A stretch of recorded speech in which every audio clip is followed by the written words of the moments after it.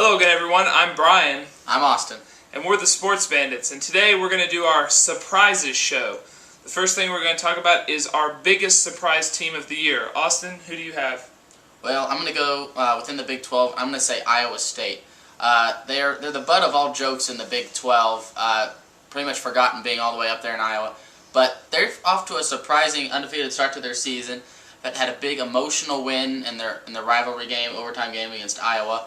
And then last week they followed it up on national television by winning at UConn.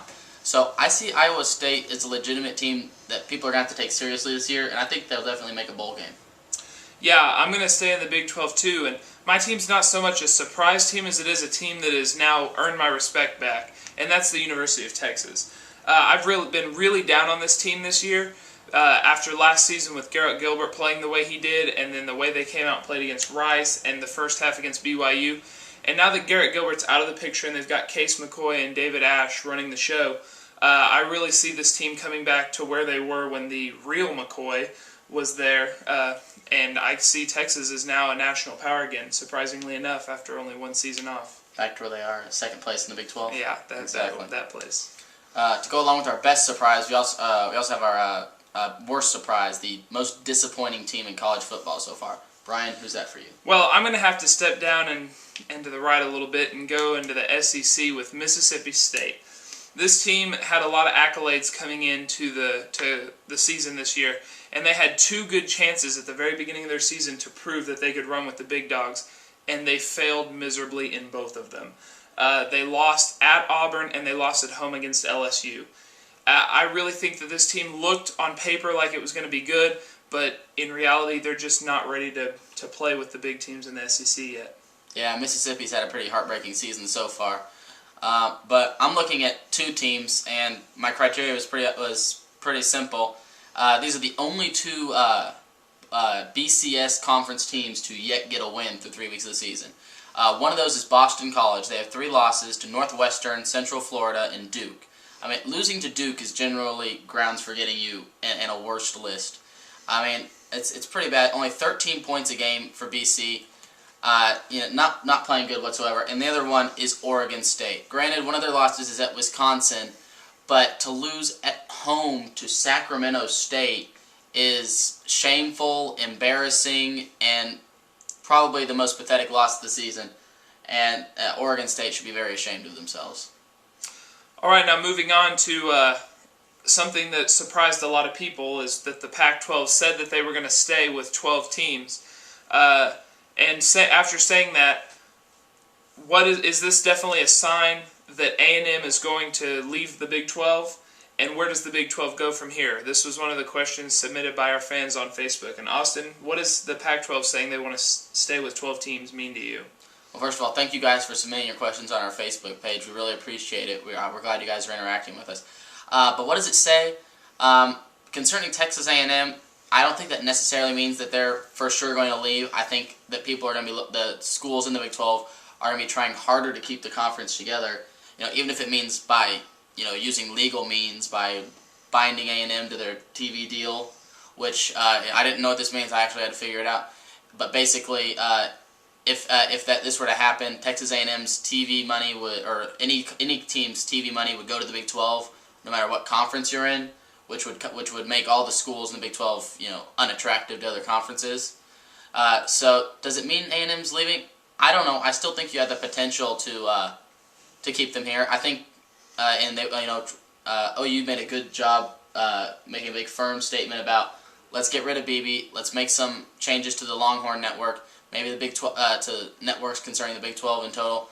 And I think there's a slight chance A&M stays. I still think they probably want to go, but I think there's a potential for them to stay, even if it's by legal means. But the next step is obviously expansion. Louisville's a team I've heard recently that I think would be a really good fit in the Big 12, and so we'll see where that goes. Well, I really feel that this statement coming out from the Pac-12 is a sign that A&M's going to leave.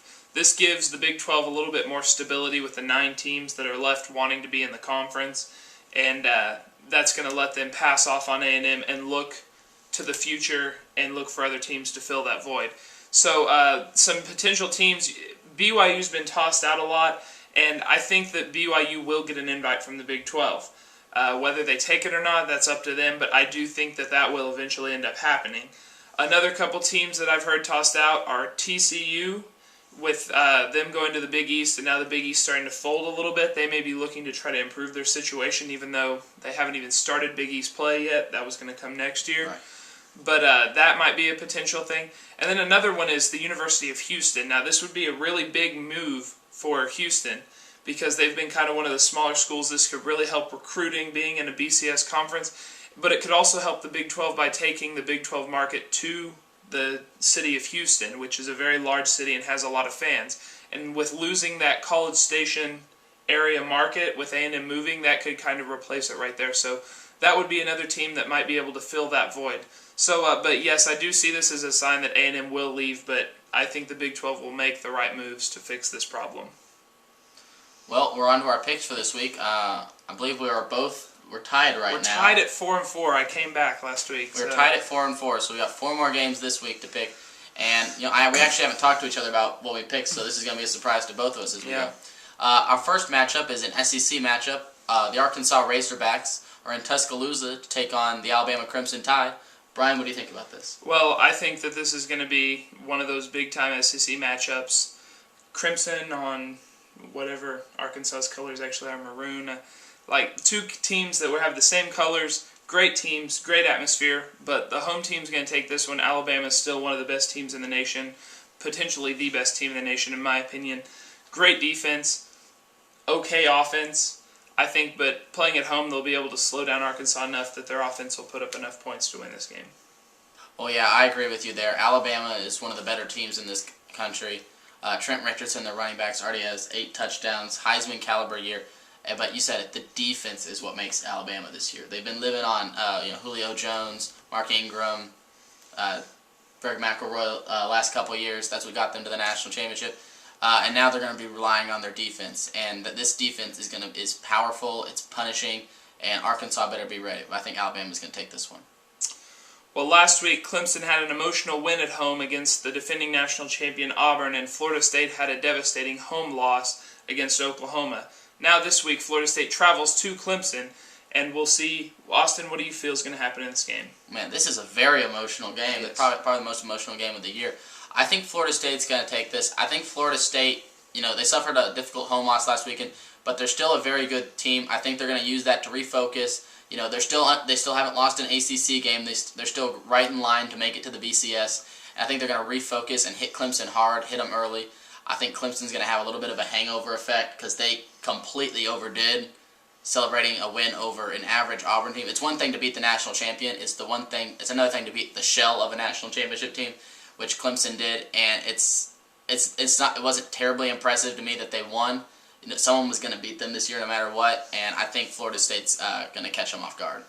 We really should talk about our picks before we do this show because I agree with everything you just said.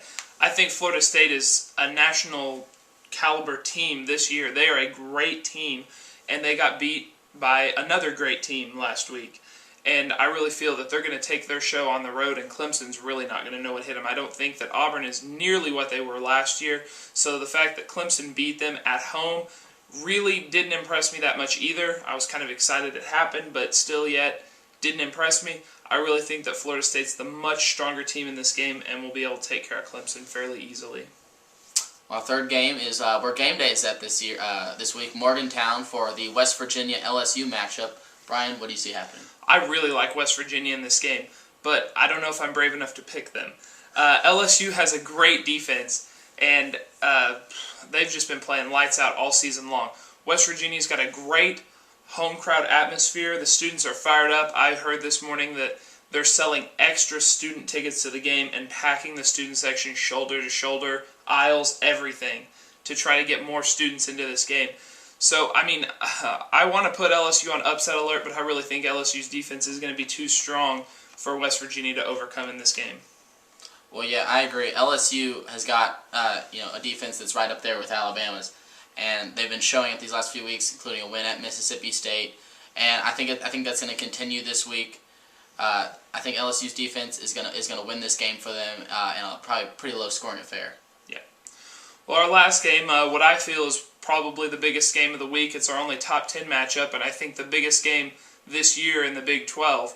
It's Oklahoma State traveling to Texas A&M. Austin, how do you see this game playing out? Well, I think I'm going to go with the home crowd here in Texas A&M, and here's why. It's as I just mentioned, really hard to win at Texas A&M. They have a really strong fan base. It's loud in there, and Texas A&M plays well at home.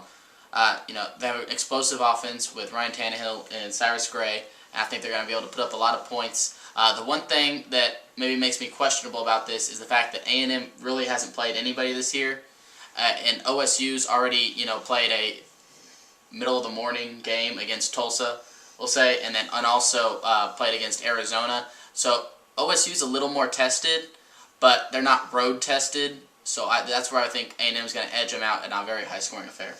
Yeah, I kind of agree with what you said, but one of the things that really stuck out to me in that OSU-Tulsa game was how vulnerable OSU's defense looked against a Tulsa offense that had no success hardly at all against Oklahoma. They had two big plays pretty much that set up all their offense, and Tulsa wasn't playing without their star quarterback in that game. So I really feel that OSU is going to have some major problems on defense, whereas Texas A&M is going to have virtually 12 men on the field during that game on defense. And I really feel that A&M's defense will make more stops than OSU's will. And, pretty much these two teams are going to score every time they get the ball.